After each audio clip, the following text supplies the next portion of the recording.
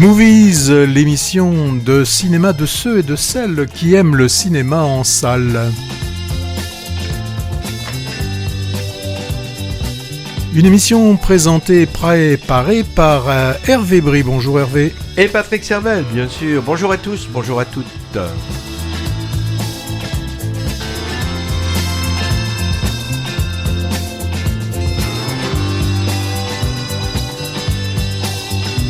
Beaucoup de films en ce début d'année. On commencera, ou en tout cas on vous parlera, d'un premier long-métrage américain d'Almodovar qui évoque une amitié féminine sur fond de mort qui rôde, et c'est La chambre d'à côté.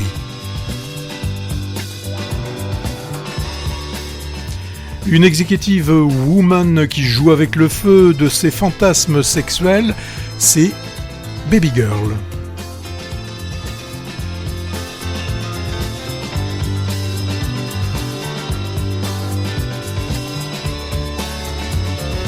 Un père qui gère seul ses deux garçons qui sont tout juste adultes et qui prennent chacun des directions bien différentes.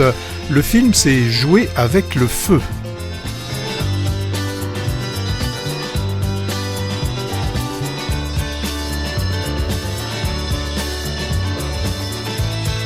Inventif et poignant pour ce film d'animation pour grands qui vient d'Australie, et ce sont les mémoires d'un escargot.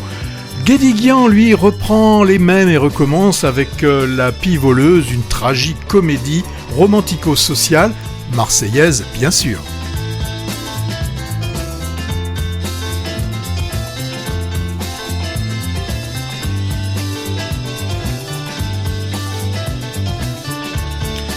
Un documentaire pédagogique signé Mediapart qui tombe à pic puisqu'il concerne l'affaire dite Sarkozy-Kadhafi. Et le titre, c'est « Personne n'y comprend rien ».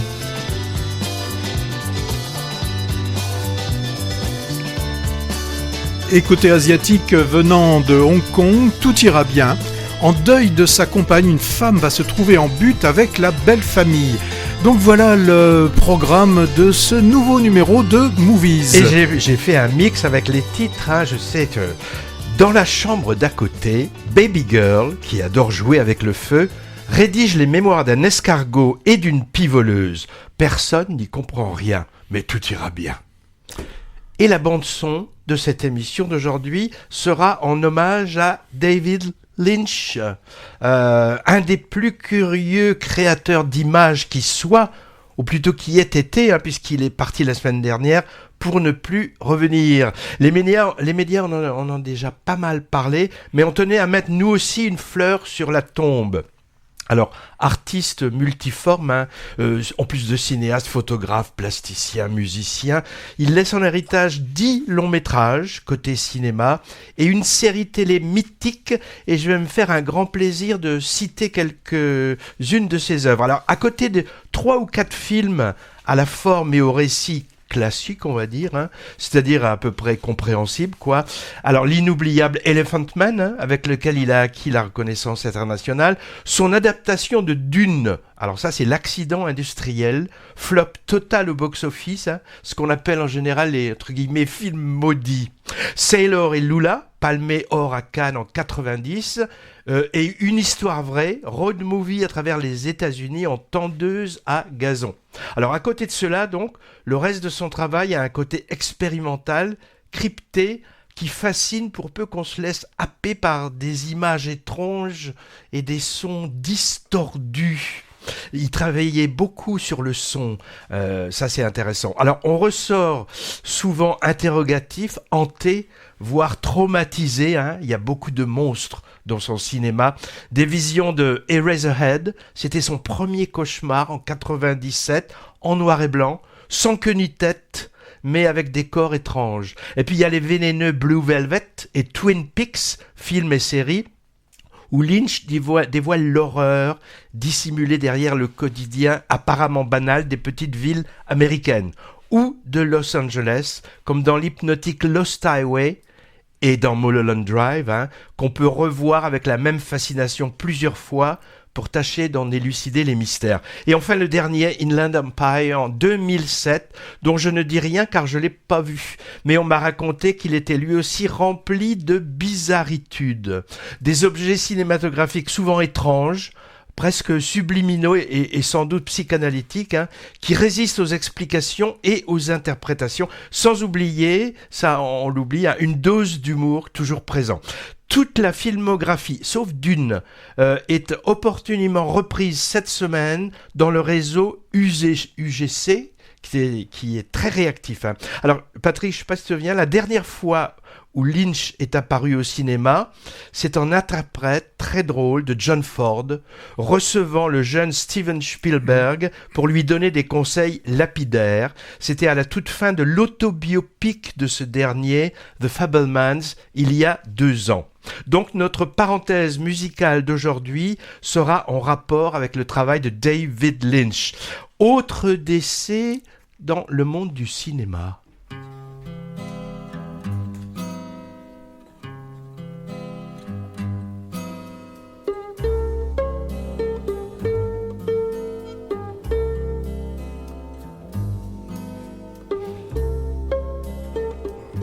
C'est quelques accords pour que l'on parle de Bertrand Blier, bien évidemment. Oui, le père et le fils. Oui, bien évidemment et là c'était la musique du film Les Valseuses. Alors, film qui à sa sortie a posé beaucoup de soucis. Certains y ont vu vraiment quand même une œuvre qui était assez misogyne, et il y avait même la réalisatrice, par exemple Chantal Akerman, qui allait devant les cinémas en disant mais n'allez pas voir cette merde, c'est elle qui le disait. Moi je me souviendrai de Bertrand Blier avec des films comme Buffet froid, Trop belle pour moi, 1, 2, 3 soleil, vraiment des films que j'avais beaucoup aimés à l'époque. Et toi, Hervé? Ben moi j'ai trouvé quelque chose d'intéressant.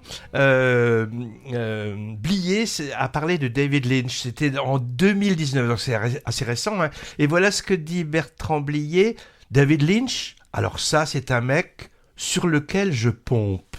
Par exemple, quand je sais pas comment tourner un plan, je me dis, qu'est-ce qu'il ferait ce con de Lynch ?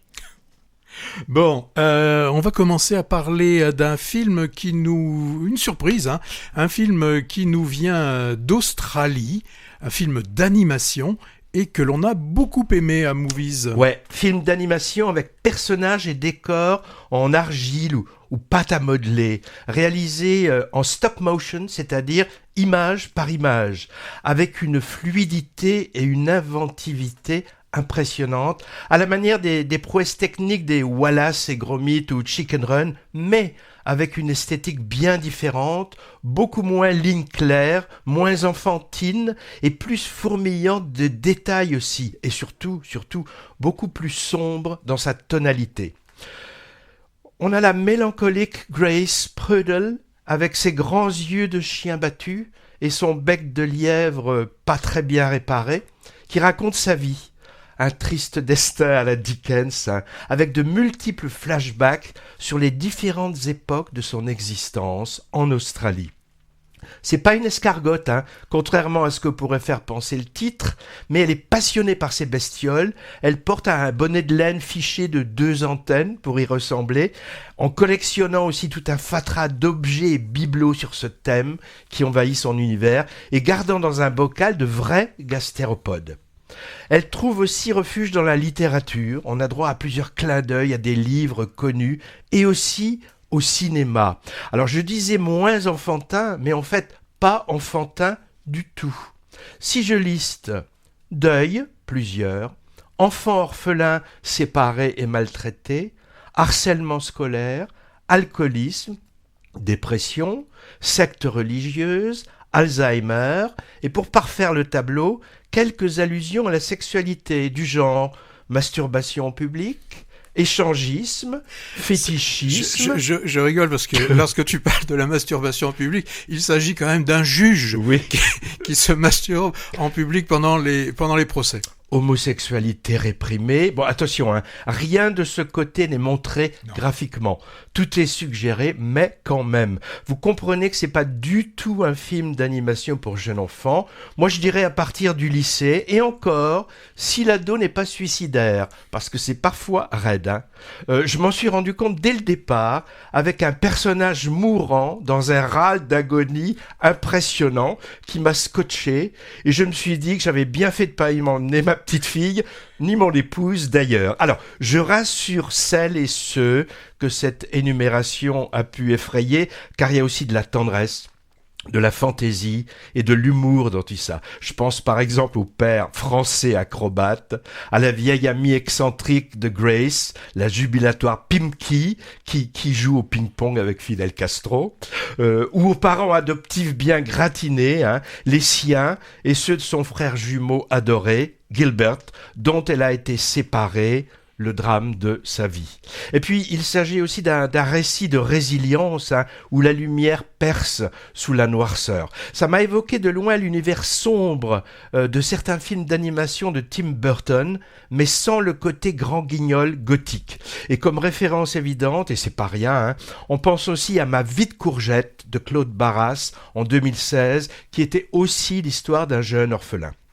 Une petite chose à déplorer, tu me diras si c'est ton cas Patrick, trop d'occurrences, de grands yeux tristes qui se remplissent de larmes en gros plan. Effet facile qui en rajoute inutilement dans l'émotion. Alors c'est un détail, hein, parce que l'ensemble est vraiment bouleversant, avec une maîtrise technique époustouflante. Une fois de plus, démonstration que l'animation sait traiter des thèmes matures avec talent. Et ici, le talent en question, c'est celui d'un Australien de Melbourne, le réalisateur Adam Elliott, déjà multi-récompensé pour ses courts-métrages. Deuxième long-métrage après Mary et Max, il y a 15 ans. C'est un type qui travaille lentement. Alors, son Mémoire d'un escargot a reçu le cristal du meilleur long-métrage lors du dernier festival d'Annecy, qui est la Mecque mondiale du cinéma d'animation. Son concurrent, Flo, était reparti, lui, avec le prix du jury et celui du public. Toi qui, normalement, me disais que tu aimais pas les films d'animation, je pense que celui-là t'a touché. Oui, il m'a touché déjà. Il y a le scénario, hein, de Mémoire d'un escargot, qui est vraiment une exploration assez délicate de thèmes qui sont quand même universels, que la mémoire, la perte, la recherche de sens, et c'est un film qui touche profondément. Hein. Il y a, alors, pour certains, il est possible qu'il y a quand même une approche un peu contemplative du film. Ça pourrait plomber un petit peu par moment, mais moi j'ai trouvé que cette lenteur avait du sens, et ça nous fait vraiment plonger dans la psychologie du personnage, donc il s'appelle Grace. Alors Grace, en plus, bon, c'est un prénom dur à porter, et quand on voit la pauvre petite fille, voilà, il y a une sorte d'antinomie entre le prénom qu'on lui a donné et ce qu'elle est. Dans le film, il y a la recherche aussi du jumeau, de l'être perdu, et ça vous le verrez dans le film. Donc moi je trouve que c'est quelque chose de très touchant. On pourrait parler même de qualité des interprètes qui sont en pâte à modeler. Hervé l'a dit, il y a du stop motion comme Wallace et Gromit. Par moments, j'ai pensé l'univers aussi un peu des films de Genet d'une époque. Le côté bricolage. Ouais, mais c'est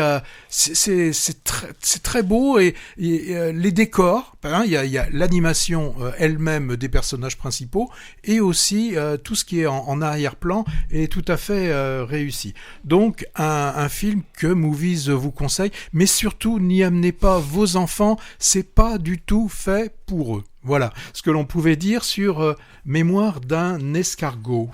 Alors après un escargot, maintenant une pie, Patrick.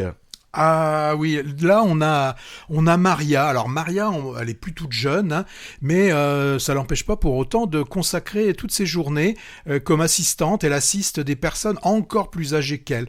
Alors on le voit, hein, beaucoup de tendresse chez elle, un dévouement sans faille. Elle s'occupe, hein, de ces âmes solitaires. en leur apportant sa présence, réconfort et aussi les soins qu'elle peut donner. Et pourtant, hein, la vie de Marianne est loin d'être facile pour elle non plus. Alors, on voit très bien qu'elle a une difficulté à joindre les deux bouts, et puis les maigres revenus qu'elle parvient à gagner ne suffisent pas toujours à couvrir ses propres besoins. Alors, c'est à un moment donné pour pouvoir donner des cadeaux à son petit-fils, autant par désespoir que par nécessité, Marie va commencer à subtiliser quelques euros à ses protégés. Hein, et qu'est-ce que ça va donner ? Vous le verrez là aussi en voyant le film. Alors on retrouve Marseille, l'Estac et tout le petit monde de Robert Guédiguian. Alors forcément, le rôle principal est tenu par sa compagne Ariane Ascaride. Le mari, c'est Gérard Mellan. Souvenez-vous du Marius, de Marius et Jeannette. Bon, avant tout, la pivoleuse, c'est un drame touchant qui explore les complexités de la condition humaine à travers ce personnage de Maria, qui est interprété avec finesse par Ariane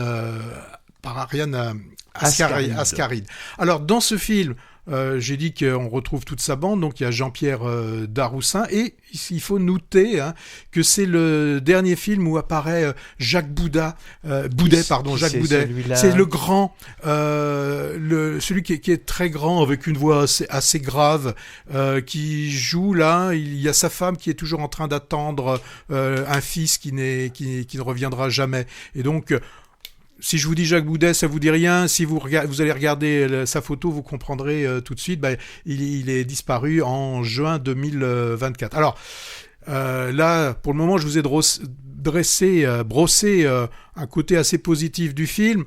Il y a quand même des défauts. Il y a le rythme du film qui est lent, voire très lent. On a des scènes qui sont quand même assez répétitives, et puis le scénario manque cruellement de surprises, et il y a des rebondissements qui restent très très prévisibles. Alors Guédiguian, il est toujours fidèle à son style, donc une mise en scène qui reste sobre donc et réaliste. Très belle lumière, des cadrages qui sont intéressants, et il est de ceux qui arrivent à mettre Marseille, de nous révéler la beauté de Marseille, mais ce film n'apporte vraiment rien de particulièrement innovant visuellement. Bon, oui. Donc c'est un film, moi je trouve, qui touche quand même par son humanité et la qualité de ses interprétations, mais trop de longueur, un scénario trop linéaire. Voilà, donc ce que je pouvais dire de cette pivoleuse. Ouais, dans la pivoleuse, alors les personnages récurrents quand même de Guédiguian, joués par les mêmes acteurs, dans des lieux identiques, commence un peu à lasser. Alors, son profond humanisme social est toujours là, mais un peu gâché par un récit dont on devine les coutures. Et les coutures, moi je trouve qu'elles souffrent ici de malfaçon. Je pense par exemple à cette double histoire romantique à laquelle on ne croit absolument guère. pas. Ouais. Moi je trouve que Guédiguian gagnerait à se renouveler, et ce qui passerait sans doute par une délocalisation, comme il l'avait fait avec son twist à Bamako il y a 3 ou 4 ans. Si son prochain film se déroule à Marseille, avec Ariane Ascaride, Daroussin, Gérard Mellan et des protagonistes sympas qui tirent le diable par la queue, je le zappe.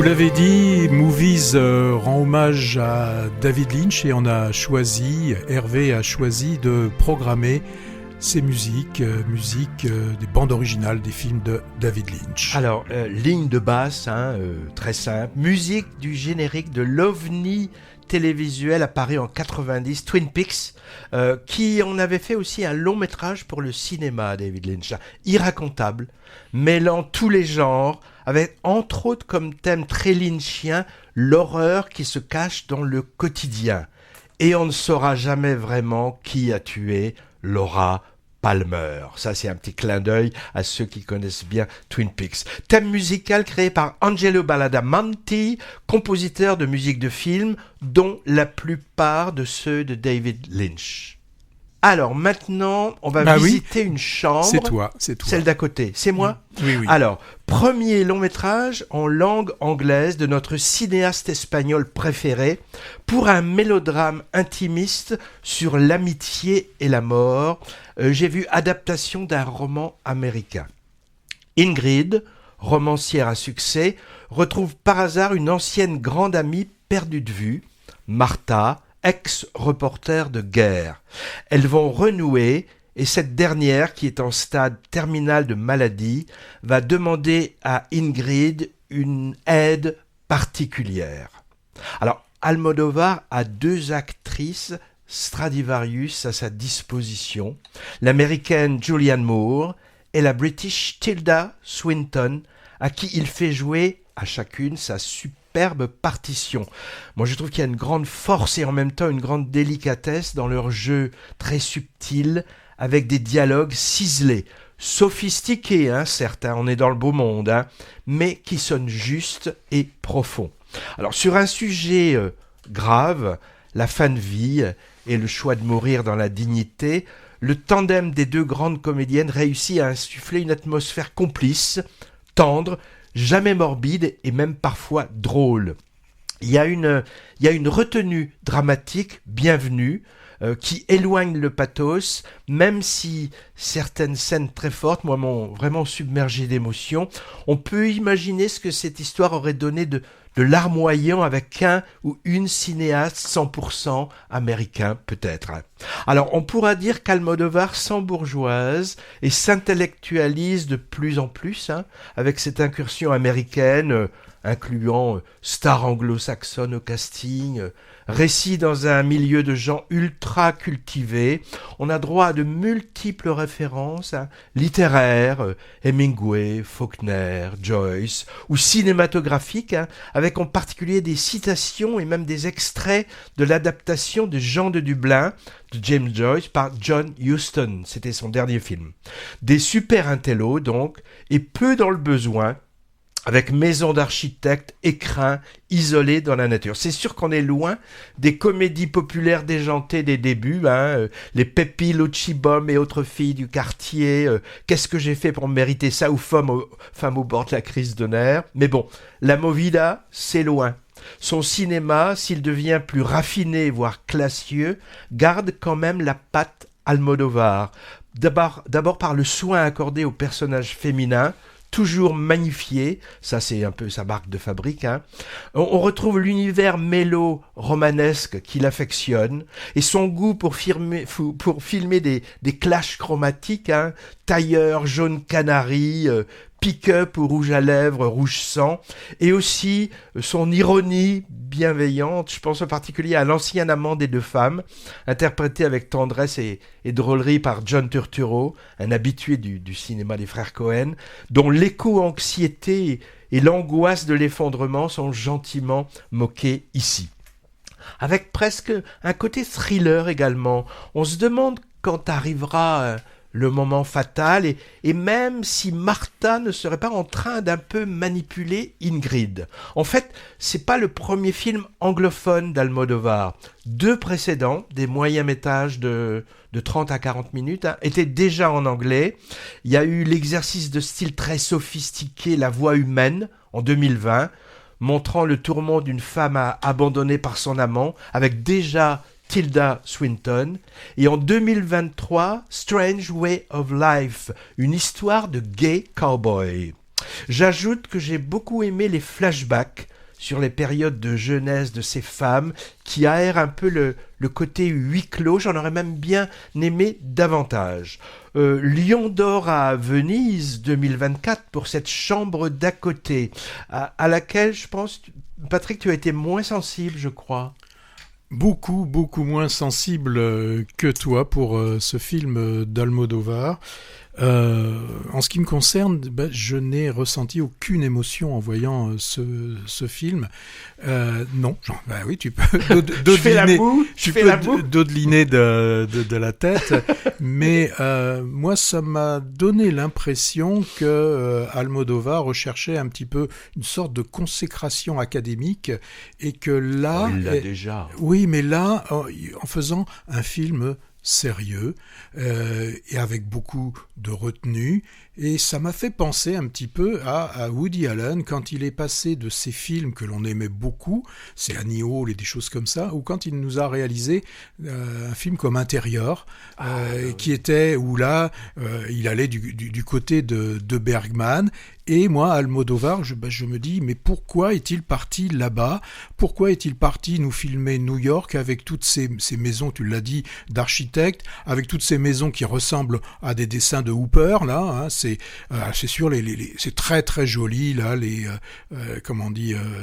chaises longues à l'extérieur, c'est très beau, les deux femmes sont très belles, mais pour moi, elles n'ont provoqué chez moi aucune émotion avec ce côté très retenu, très très glacial. Voilà, je suis pas du tout tu es sans cœur. C'est pas que je suis pas un sans cœur, mais non, ce film. Alors tout le monde s'esbaudit devant. Je fais partie de ceux qui n'ont pas été forcément intéressés par ce film. J'espère qu'il reviendra en Espagne. Bon, c'est pas grave, tout ira bien. D'ailleurs, tout ira bien, je crois que c'est de ça dont tu vas nous parler, cet enchaînement. Non, mais il y a un sacré conducteur dans cette émission. Vous croyez que c'est improvisé ? Aucune improvisation. On part à Hong Kong. Hein. Oui, alors, est-ce que tu sais qu'à Hong Kong, il y a une des problématiques majeures, c'est le manque d'espace de vie. Donc tout le monde est coincé dans des appartements très petits et généralement très chers. Et là, Comme au Japon ? Au Japon, c'est encore exacerbé, là, apparemment, de ce que j'ai pu en lire et ce que l'on en voit dans le film. Donc, dans ce film qui s'appelle Tout ira bien, on retrouve Angie et Pat qui vivent un parfait amour à Hong Kong. Elles sont ensemble, et les deux femmes, depuis 30 ans. Alors, vu de loin, on pourrait penser que Hong Kong est une ville moderne, parce qu'on connaît son architecture, on connaît les productions industrielles. On pourrait également penser que c'est une ville moderne dans ses modes de vie. Et pourtant, en tout cas le film nous le montre, elle reste très imprégnée de croyances chinoises traditionnelles. Les coutumes traditionnelles chinoises sont assez homophobes et totalement fondées sur un modèle de société patriarcale. L'homme jouant toujours le rôle le plus important, par exemple, dans tout ce qui est rituel et cérémonie. Au début, je vous ai parlé d'un manque d'espace de vie, et là, on a Angie. Son appartement est spacieux. Et Angie, donc, sont deux femmes qui vivent ensemble sans être mariées. Avec ces deux éléments, manque d'appartement, homophobie latente, vont être les piliers de ce film Tout ira bien. Car non, rien n'ira bien quand Pat, donc une des deux femmes, va décéder, et elle va laisser Angie seule à gérer auprès de la famille de Pat, qui va nous révéler que la notion de famille peut s'écrouler très rapidement quand la promesse d'un gain facile se présente. La douleur de la perte est accentuée dans le film. C'est intéressant parce que justement ce grand appartement spacieux semble désormais vraiment trop grand pour Angie qui vit seule. Mais c'est son seul bien. Dans ce film, on a une mise en évidence de la fragilité en fait de ce que peut être une relation, et que s'il n'y a pas des fondations solides, eh bien tout du jour au lendemain peut s'écrouler. Tout ce qui semblait solide est vraiment très très fragile. Alors Angie, elle va affronter non seulement son chagrin, mais en même temps la famille de Pat, dont les motivations se révèlent finalement assez égoïste. On sent bien ce côté d'abord la famille et les parties rapportées, ça passe ensuite. Hein. Donc, on va suivre une bataille juridique et émotionnelle assez épuisante pendant ce film.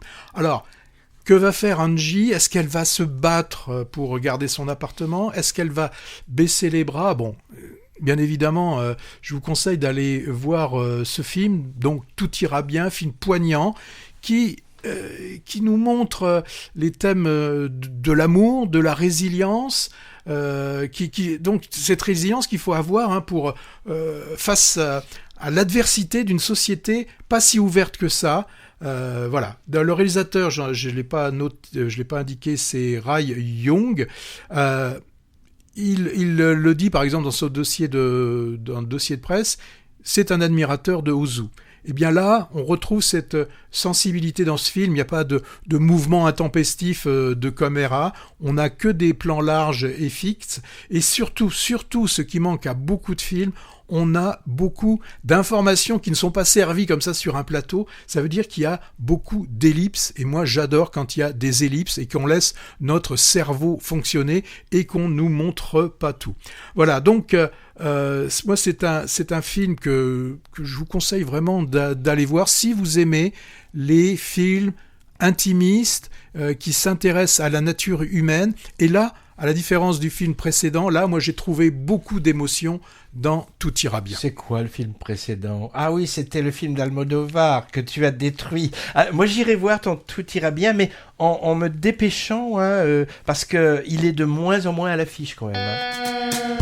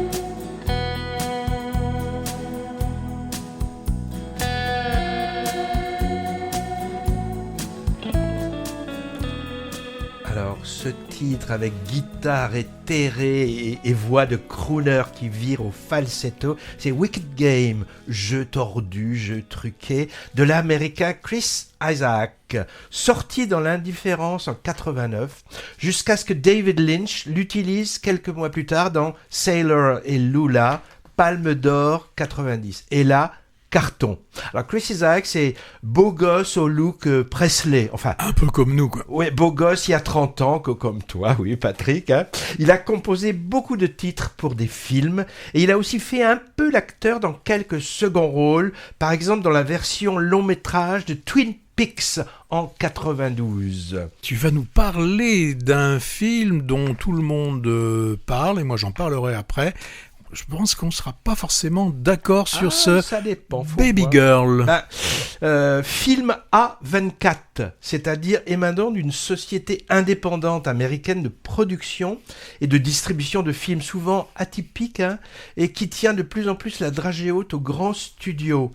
A24 se spécialise dans les films dits de genre, mais pas que. La zone d'intérêt, par exemple, de Jonathan Glazer, c'était A24. Alors voilà un objet dont je sais pas trop quoi penser. Je suis partagé, dis donc. Alors l'idée du scénario, la réalisation et les jeux d'acteurs sont vraiment très intéressants, mais d'autres choses ont du mal à passer. Alors quand on a un avis tranché sur un film, en faire une critique est un exercice plus facile, et davantage encore quand on le déteste d'ailleurs, parce que le désengage est plus aisé que les louanges. Peut-être que tu vas t'en charger après moi, Patrick. Mais quand on est face à quelque chose avec des plus et des moins, qui veut jouer sur tous les tableaux, mais qu'on trouve plein de contradictions, difficile d'en parler. À part peut-être en mettant en évidence ces dissonances, ce que je vais essayer de faire. Romy, la cinquantaine passée, elle est executive woman, ce qu'on appelle une femme puissante, au sein d'une entreprise de robotique, domotique. Elle a 2 filles et un mari aimant, mais qui ne lui donne pas satisfaction d'un point de vue sexuel. La scène d'ouverture en est une démonstration forte. C'est d'ailleurs assez fin, je trouve, d'avoir confié le rôle du mari à l'archétype d'Hidalgo Latin Lover, Antonio Banderas. Elle a des fantasmes de soumission auxquels son mari ne répond pas trop, et en flashant sur un jeune stagiaire sexy et culotté qui lui joue un jeu de séduction décalé, elle va tenter de les réaliser. Bon, alors délicat de filmer l'assouvissement de fantasmes, en particulier sexuels, au cinéma, et ce que j'ai trouvé de plus intéressant et de bien montré, ce sont les valses hésitations de ce couple-là, qui ne sont pas du tout des pros du sadomasochisme, qui découvrent et tâtonnent avec maladresse, jouant au jeu du chat et de la souris, en ne sachant pas trop jusqu'où aller trop loin, avec des risques de conséquences mentales, familiales, professionnelles. Alors ensuite, Baby Girl, thriller érotique, il est un peu vendu comme ça, bof, plutôt étude de caractère, pas dénué d'intérêt, analyse assez fine d'un couple et d'une relation adultère qui risque de déraper. Commentaire sur le pouvoir également. Quant à l'érotisme, tout est relatif dans ce domaine. Malgré quelques orgasmes surjoués par Romy, l'ensemble est plutôt soft. Et seule notre brave Nicole Kidman montre ses fesses, les mecs restant torse nu. C'est d'ailleurs un des problèmes du film, qui a peut-être des prétentions féministes. La réalisatrice est hollandaise, elle s'appelle Alina Reichen, mais dans les images semble en même temps bloquée à l'époque d'avant, c'est-à-dire avec une tonalité très male gaze, c'est-à-dire point de vue exclusivement masculin sur le corps féminin objectivé, transformé en objet.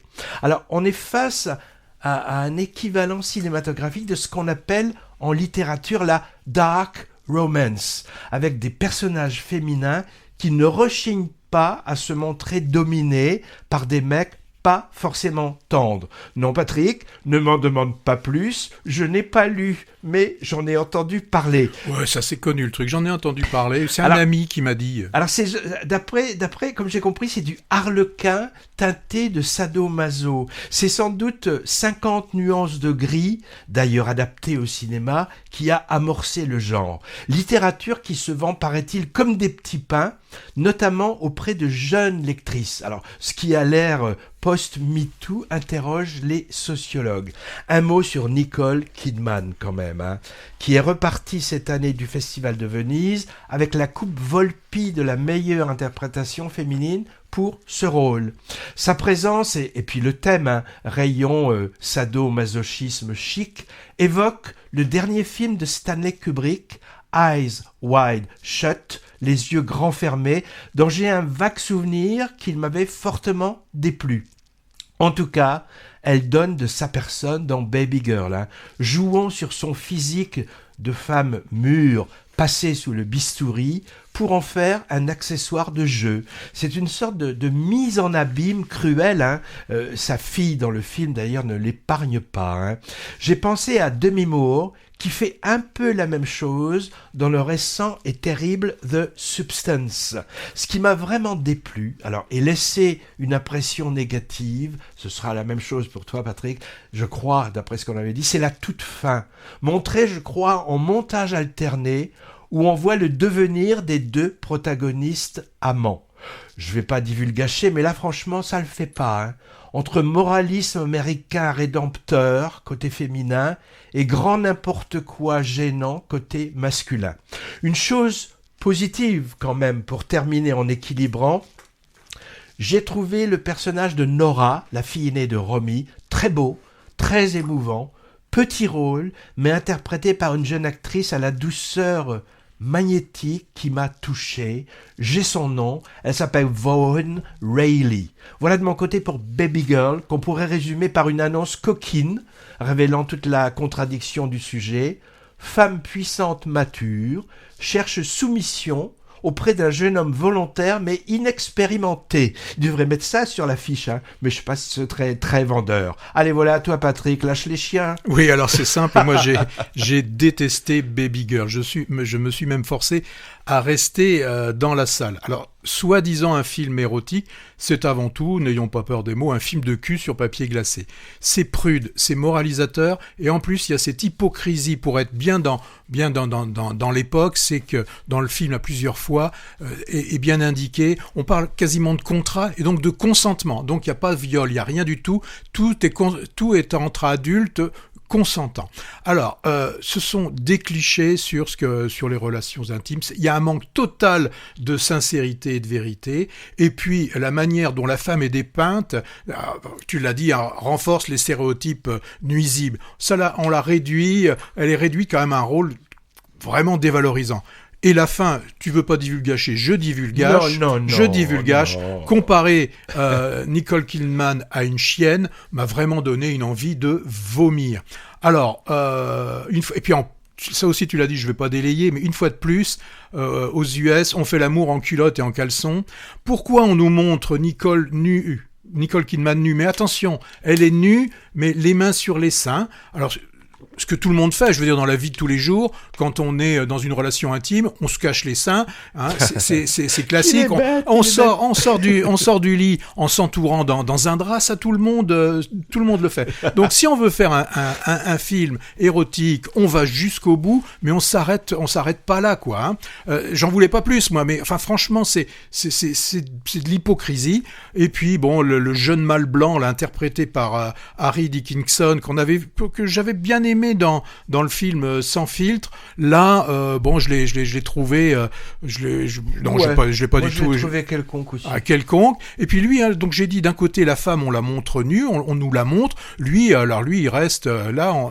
Rien n'est dévoilé de son anatomie. Tu en as parlé, Banderas là, ouais, qui nous fait le rôle du mari qui ne pense qu'à la famille et tout ça, les piliers, toutes les valeurs américaines. Vraiment, pour moi, Baby Girl, c'est de la merde dans un bas de soie. On a compris. Comme aurait dit un certain Napoléon. C'est de la merde.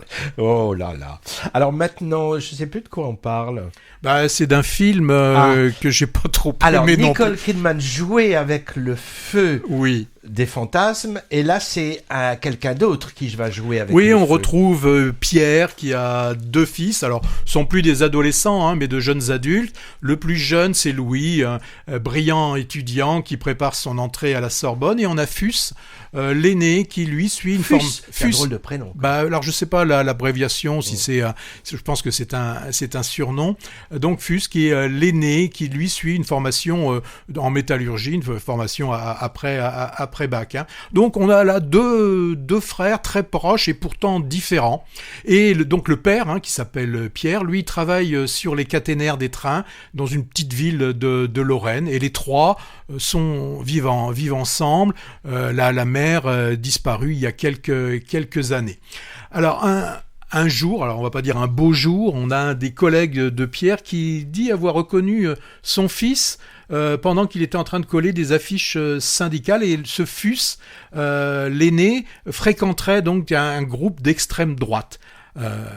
À cette nouvelle, Pierre est complètement assommé, et il va faire d'autres découvertes en allant plus loin. Il se rend compte que son fils ne suit plus sa formation et passe le plus clair de son temps avec ses nouveaux amis. Alors pour Pierre, le choc est dur. Lui, il a toujours milité et il a toujours éduqué ses enfants dans un humanisme ouvrier, et il doit se rendre à l'évidence. Son fils est en train de se radicaliser. Alors, que faire dans ce cas? La première pensée qui vient à l'esprit, c'est de demander pourquoi, alors qu'il pense avoir élevé ses 2 fils de la même façon, on a des résultats si différents. Bon, cette réflexion n'amènera pas de réponse. Ce garçon, il a beau vu l'avoir grandir, et il l'a accompagné avec tant d'amour, et là, il le voit se transformer sans comprendre finalement ce qui s'est passé. Alors il cherche les erreurs qu'il aurait pu commettre, mais en fait il ne trouve rien. Pierre va se sentir coupable, il va se sentir impuissant, il va essayer de ramener son fils sur le droit chemin et le faire sortir de cette emprise néfaste de ces groupes extrémistes. Ce qui a intéressé, me semble-t-il, les réalisatrices Delphine et Muriel Coulin, c'est jusqu'où, par amour de ses enfants, un père ici, dans notre cas, peut aller, quelle que soit la gravité des actes. Bon, l'idée est intéressante.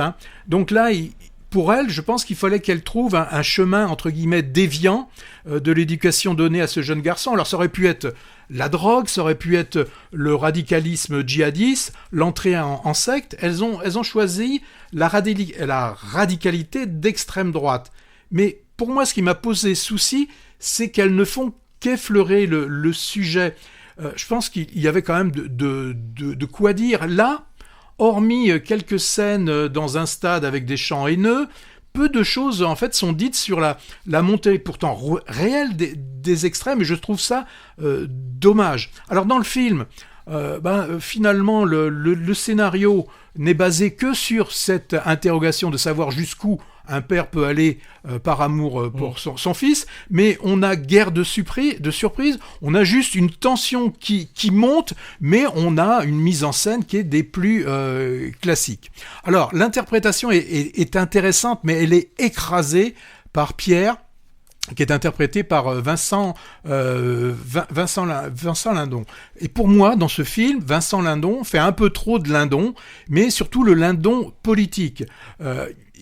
Avec cette impression de donneur de leçons, il y a un monologue dans un tribunal qui pour moi a été le moment le plus éprouvant de ce film. Les 2 jeunes acteurs essayent de vivre en arrière-plan. C'est Benjamin Voisin qu'on avait vu dans Illusion perdue, et Stéphane Crépon que lui on avait vu dans le film je sais plus où je l'ai vu celui-là. Où il joue le serviteur dans un film aussi de Ozon, et le nom me revient plus. Peter von Kant. Les larmes de Peter von Kant. Ah non, mais là c'est Peter von Kant, parce que c'est pas les larmes. Les larmes amères, c'était le film de Fassbinder. Voilà, c'est ce que dommage vraiment dans ce film. Il y a un sujet intéressant, mais aucune analyse de ce phénomène, et puis une interprétation trop puissante de Vincent Lindon, avec interprétation avec laquelle il a obtenu un prix à Venise. Et toi, t'en as pensé quoi? C'est l'adaptation d'un bouquin à succès. Moi, je l'ai pas lu, mais on m'a dit que le livre était encore plus tragique que le film. Alors la thématique évidemment intéressante. Que faire quand les enfants opèrent des choix radicaux, incompréhensibles, car contraires aux valeurs que les parents ont essayé de leur prodiguer. Mais moi, je vérifie ici qu'un sujet intéressant ne donne pas forcément un bon film. Quelques problèmes un peu trop voyants dans ce récit, je trouve. Tu l'as un petit peu dit. D'abord, très peu, voire pas d'explication sur l'attitude et les choix du grand frère, tout de suite embrigadé dans un groupe de petits fachos. Alors, je me suis dit, ce déficit de justification et d'évolution du personnage, d'emblée montré comme radical et peut-être volontaire. On nous met dans la peau du père impuissant, se demandant comme lui d'où tout ça vient qu'il n'a pas vu arriver.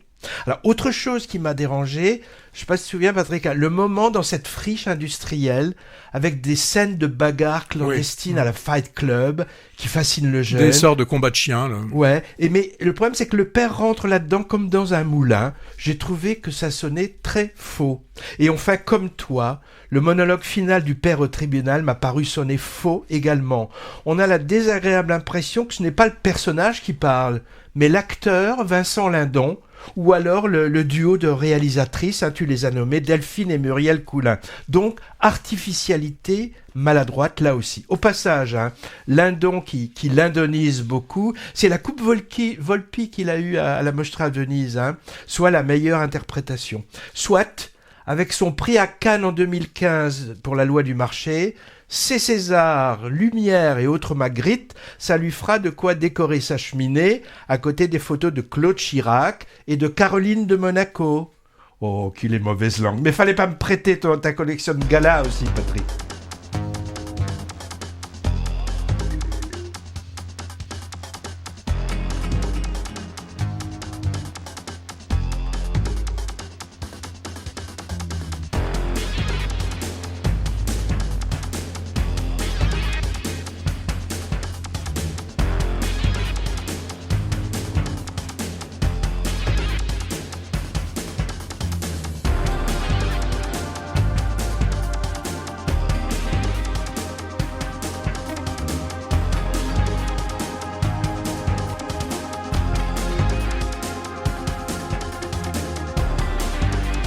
Funny how secrets travel on.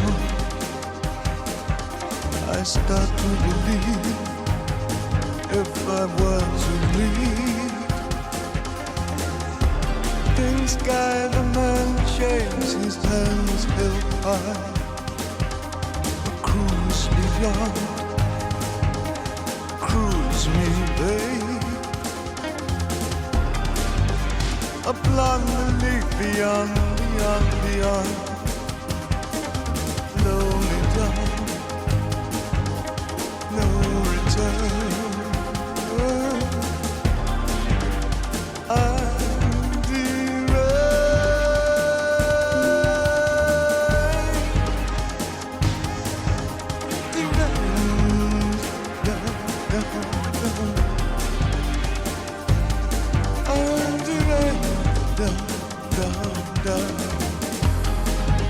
So cruise me, baby, on.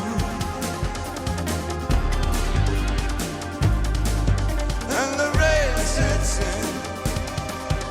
It's the angel man. I'm deranged.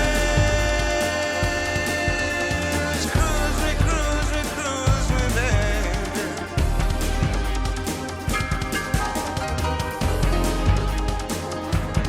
This one will never be done.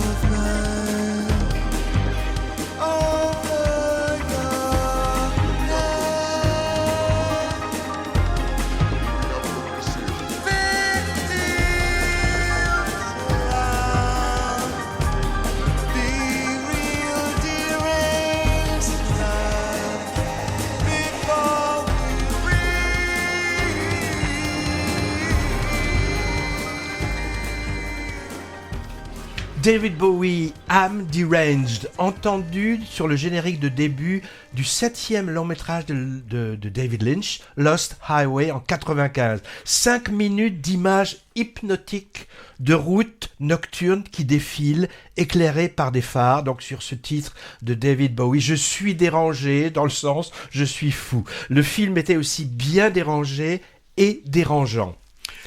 On devait parler d'un autre film, mais vous l'aurez en bonus. Là, c'est vrai. Là, on va passer, je le vois, il montre un rouleau et un pinceau pour la deuxième couche. Alors, je commence par un rappel sur des reprises de 2004, fin janvier. On a évoqué ça dans 2024. Ouais. Pas 2004. Ouais, 2024. On a évoqué dans la présente émission, pour anticiper, on en remet une couche, de bons films de 2024 sont proposés pour quelques jours encore, à l'heure où je parle, en séance de rattrapage de bien belles choses comme Les graines du figuier sauvage, L'histoire de Suleiman, Emilia Pérez, entre autres. Jusqu'au 28 janvier, le festival Télérama, en association avec l'Association française des cinémas Art et Essai, dans des dizaines de salles indépendantes partout en France, plus quelques avant-premières en même temps, voire détails dans le dernier magazine papier ou sur leur site. Le réseau de multiplex UJC, pour les amateurs de rayonnage de confiserie, continue de proposer aussi, jusqu'au 28 janvier, ces incontournables, les mêmes que chez les concurrents du réseau indépendant, et puis d'autres. Et en même temps, je l'ai dit, une rétrospective de la filmographie de David Lynch chez UGC. Bref, c'est chez boulot, école, cours d'aquagym ou chorale pour aller au ciné, c'est une injonction. Et puis aussi, des films qui nous ont bien plu encore à l'affiche.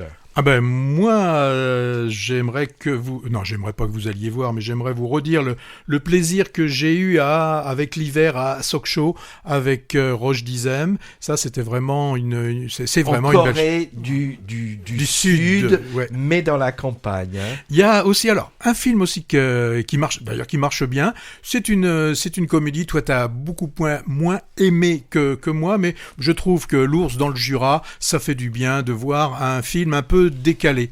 Et avec... comment il s'appelle ? Oui, avec lui. C'est avec lui. Bon. Puis pendant que j'ai le micro ouvert, il y a toujours 20 dieux et en fanfare. Bon, c'est des films qui marchent bien, ouais. Mais c'est mérité qu'ils marchent bien, parce que là, les deux aussi sont des comédies ou mélodramatiques, mais qui sont vraiment intéressantes. Moi, je reconseille Je suis toujours là, drame familial et politique sur l'enlèvement et la disparition d'un ex-député dans le Brésil sous la coupe des militaires dans les années 70. Bird, les déambulations d'une jeune adolescente livrée elle-même. Et j'ai vu que Au cœur du volcan de Werner Herzog, un documentaire sur le couple de volcanologues Kraft avec des images superbes. Il est encore visible quelques jours dans notre salle de Bordeaux qui s'appelle l'Utopia. Alors, dans les plus anciens, Sarah Bernard, La Divine, avec Sandrine Kiber, La Divine, Conclave, toi aussi tu avais bien aimé, Hercule Poirot au Vatican, oui. Et je resignale que Quiet Life, une famille russe exilée en Suède qui fait tout pour obtenir le statut de réfugié, mais à quel prix, passe dans notre région, encore à Bordeaux, au cinéma La Lanterne.